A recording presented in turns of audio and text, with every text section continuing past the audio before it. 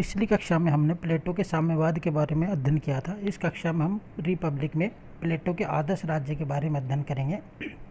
प्लेटो के समय यूनान में जो राजनीतिक अराजकता व्याप्ति उसी की प्रतिक्रिया स्वरूप उसने एक आदर्श राज्य की कल्पना कर उसे रिपब्लिक में प्रस्तुत किया। प्लेटो का आदर्श राज्य सभी आने वाले समय और सभी स्थानों के लिए एक आदर्श का प्रस्तुतिकरण है। उसने आदर्श राज्य की कल्पना करते समय उसकी व्यवहारिकता की उपेक्षा की है।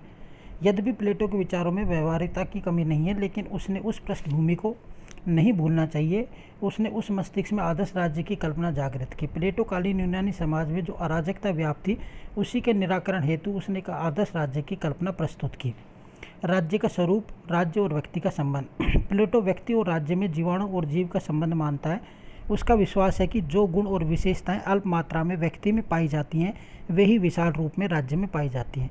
राज्य मूलतः मनुष्य की आत्मा का बाह्य स्वरूप है, अर्थात आत्मा अपने पूर्ण स्वरूप से जब बाहर प्रकट होती है तो वह राज्य का स्वरूप धारण कर लेती है। राज्य व्यक्ति की विशेषताओं का विराट रूप है। व्यक्तियों की चेतना और गुण ही राज्य की चेतना का निर्माण करते हैं। व्यक्ति की संस्थाएं उसके विचार उसका संस्थागत स्वरूप है। उदाहरण के लिए राज्य के कानून व्यक्ति के विचारों से उत्पन्न होते हैं। न्याय उनके विचार से ही अद्भुत है और ये विचार ही विधि संहिता और न्यायालय के रूप में मूर्तिमान होते हैं। आदर्श राज्य का निर्माण।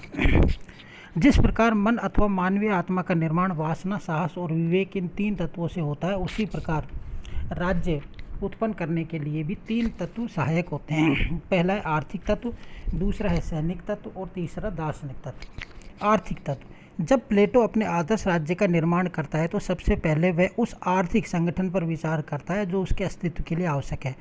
वह वासना अथवा क्षुधा तत्वों को राज्य का प्रारंभिक आधार मानकर उनका विवेचन शुरू करता है और यह दिखाता है कि उसमें किसी रूप में साहचर्य निहित होता है। वासना अर्थात आर्थिक तत्व से अभिप्राय यह है कि मनुष्य की आवश्यकताओं को एकाकी रूप में पूर्ण नहीं किया जा सकता है।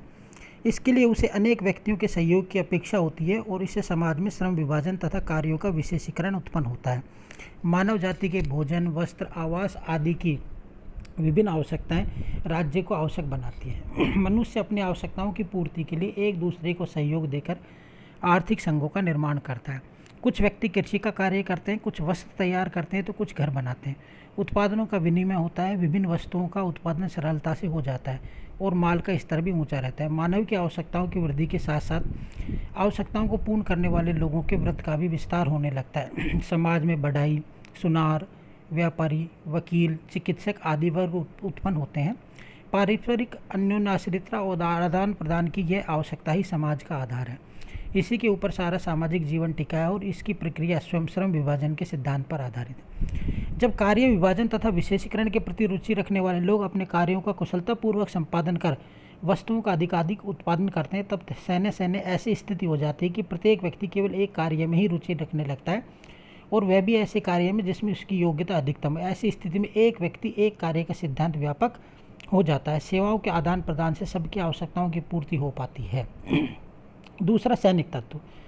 राज्य निर्माण करने वाला दूसरा वर्ग सैनिक वर्ग है। आर्थिक तत्व राज्य के संगठन का सबल तत्व नहीं कहा जा सकता। आवश्यकताओं में वृद्धि के साथ ही राज्य को अधिक भूभाग की आवश्यकता होती है। ऐसी स्थिति में वह अपने पड़ोसी राज्य के भूभाग की ओर ताकने लगता है, जिसका परिणाम होता है युद्ध। इस तरह लालसा युद्ध का मूल कारण है और राज्य का एक प्रधान कार्य पर्याप्त भू क्षेत्र को प्राप्त करना और उसे अपने अधिकार में बनाए रखना है। इस कार्य हेतु तथा युद्ध की संभावना और उससे रक्षण की आवश्यकता के फलस्वरूप राज्य में उत्साह, स्प्रिट, साहस या सूरवीरता के तत्व का उदय होता है। इससे सैनिक वर्ग का आविर्भाव होता है जिसे युद्ध का सर्वाधिक आनंद आता है। इस वर्ग को समाज से भी प्रेम होता है और इसलिए उसकी रक्षा के लिए तत्पर रहता है। विशेषीकरण के सिद्धांत के अनुसार राज्य में संरक्षकों का सैनिक दल बनाया जाता है। इस दल के द्वारा राज्य एक ओर अपनी रक्षा करता है तो दूसरी ओर अपने प्रदेश का विस्तार करता है। तीसरा दार्शनिक तत्व। राज्य निर्माण का तीसरा आधार दार्शनिक तत्व है, जिसका संबंध आत्मा के विवेक या बुद्धि से है। प्लेटो मानता है कि उत्साह विवेक की सहायता से अन्याय का विनाशक और न्याय का रक्षक होता है। उसका मानना है कि राज्य के रक्षकों में विवेक का गुण विद्यमान होना अनिवार्य है ताकि वह विभिन्न वर्गों की क्रियाओं को भली प्रकार से नियंत्रित और संबद्ध कर सके। प्लेटो के अनुसार सैनिक योद्धा में सामान्यतः विवेक का यह गुण मिलता है, किंतु विशेष रूप से यह संपूर्ण संरक्षक या शासक में ही पाया जाता है। उस मत में ये संरक्षक दो प्रकार के होते हैं। पहला सहायक या सैनिक संरक्षक और दूसरा दार्शनिक संरक्षक। सैनिक या सहयोग संरक्षकों का विशेष गुण शौर्य होता है, जबकि दार्शनिक संरक्षकों का महत्वपूर्ण गुण विवेक होता है। आदर्श राज्य में वर्ण। राज्य के निर्माण में उपरोक्त तीनों तत्वों के आधार पर उसका कार्यगत विशेषीकरण किया जाता है और जिसका आधार श्रम विभाजन होता है। प्लेटो ने समाज को 3 वर्गों में विभाजित किया है। पहला है संरक्षक वर्ग। यह वर्ग विवेक गुण का प्रतिनिधित्व करने वाला है। इस वर्ग में लोगों का कार्य सहायक संरक्षक वर्ग या उत्पादक वर्ग के बीच संतुलन बनाए रखना होता है। दूसरा है सहायक संरक्षक या सैनिक वर्ग। इस वर्ग का मुख्य कार्य उत्पादक की सुरक्षा व राज्य की भूमि को सुरक्षित रखना है। यह वर्ग उत्साह तत्व का प्रतिनिधित्व करने वाला होता है। तीसरा उत्पादक वर्ग। यह वर्ग वासना या क्षुधा तत्व की पूर्ति करने वाला है। इसमें कृषक, कारीगर, शिल्पकार, व्यापारी आदि आते हैं। इनका प्रमुख कार्य राज्य की भौतिक आवश्यकताओं की पूर्ति करना है। प्लेटो के आदर्श राज्य में निर्माण तत्व करने वाले विभिन्न वर्ग इस प्रकार हैं। पहला क्षुधा आर्थिक तत्व उत्पादक वर्ग, साहस सैनिक तत्व सैनिक वर्ग, विवेक दार्शनिक तत्व शासक वर्ग, दार्शनिक राजाओं का शासन। प्लेटो का कहना है कि राज्य तभी आदर्श स्वरूप ग्रहण कर सकता है। प्लेटो का एक प्रमुख और मौलिक सिद्धांत है। उसकी यह धारणा थी कि राज्य में शासक वर्ग परम बुद्धिमानी व्यक्तियों का होना चाहिए। उसकी धारणा उस न्याय, शिक्षा आदि सिद्धांतों का स्वाभाविक परिणाम थी। प्लेटो कहते हैं कि जब तक दार्शनिक राजा नहीं होते अथवा संसार के राजाओं में दर्शन शास्त्र के प्रति भावनापूर्ण भक्ति नहीं जागती और राजनीतिक महानता या बुद्धिमत्ता एक ही व्यक्ति में नहीं मिलती और वे साधारण मनुष्य जो इसमें से केवल एक गुण को प्राप्त करने की चेष्टा रखते हैं, अलग हट जाने के लिए विवश नहीं कर दिए जाते, तब तक नगर राज्य बुराइयों से मुक्त नहीं हो सकते और न ही, जैसा कि मेरा विश्वास है, संपूर्ण मानव जाति को शांति प्राप्त हो सकती है। आदर्श राज्य के मौलिक सिद्धांत। पहला है न्याय। न्याय आदर्श राज्य का प्राण है, जिसका कार्य उत्पादक, सैनिक और शासक वर्गों में संतुलन रखकर उन्हें एकता के सूत्र में बांधे रखना है ताकि राज्य के सभी अंग अपने कर्तव्यों का पालन करते रहें।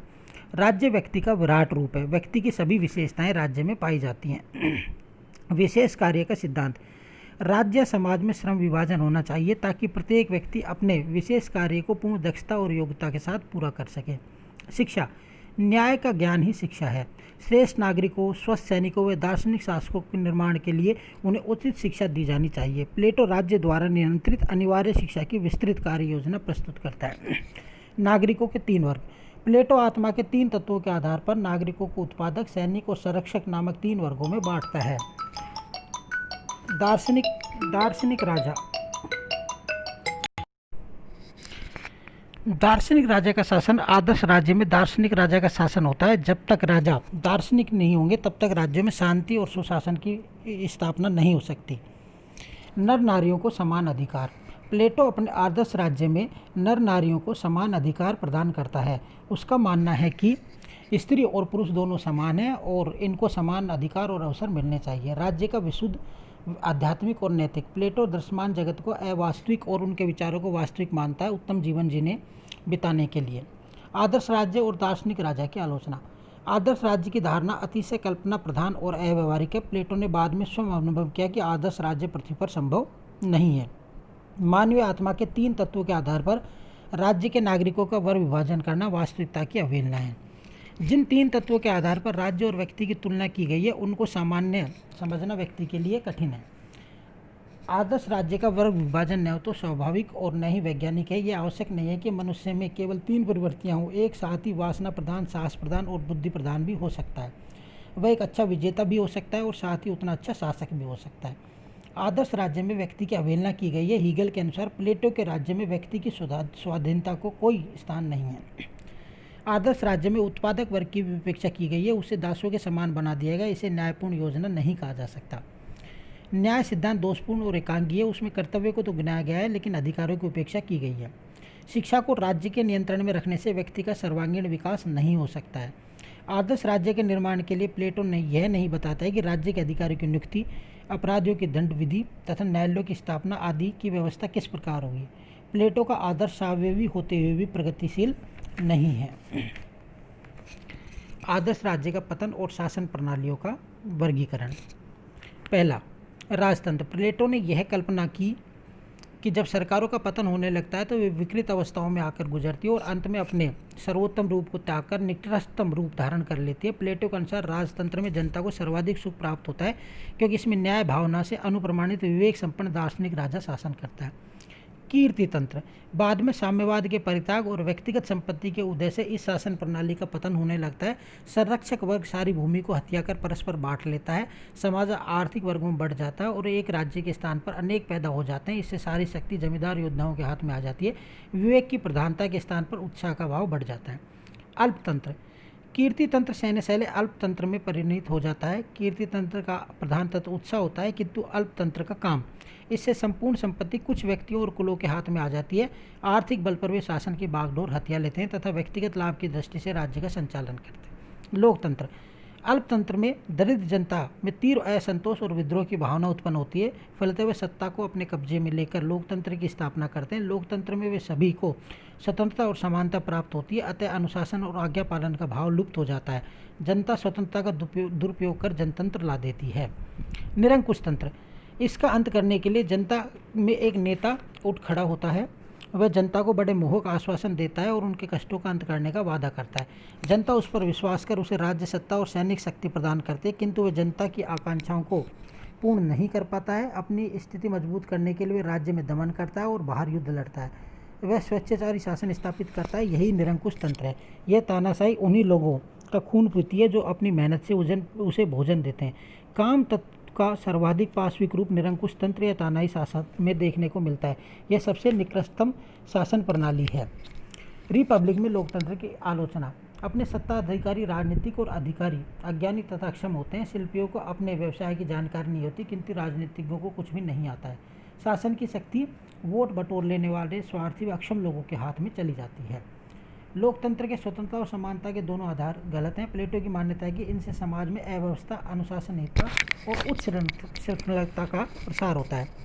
लोकतंत्र प्लेटो के न्याय के विचार के अनुकूल नहीं है। उसकी न्यायपूर्ण व्यवस्था कार्य विभाजन तथा श्रम विभाजन के सिद्धांत पर आधारित है।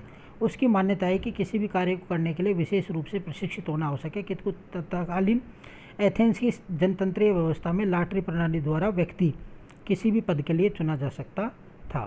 Thank you.